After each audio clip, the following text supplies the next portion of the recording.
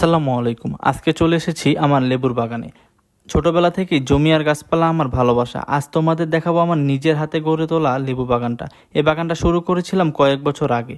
শুরুতে খুব কষ্ট ছিল, গাছগুলো ছোট রোদে পড়তো, পানি টানতো না ঠিক মতো, কিন্তু আমি হাল ছাড়িনি। প্রতিদিন সকালে মাঠে যেতাম, গাছগুলোর পাতায় হাত বুলিয়ে দিতাম, পানি দিতাম, যত্ন করতাম নিজের সন্তানের মতো।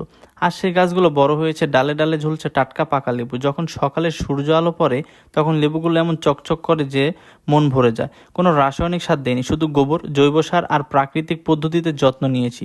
তাই এই লেবুগুলোর গন্ধ স্বাদ সবাই একেবারে খাঁটি মাটির ঘানে ভরা।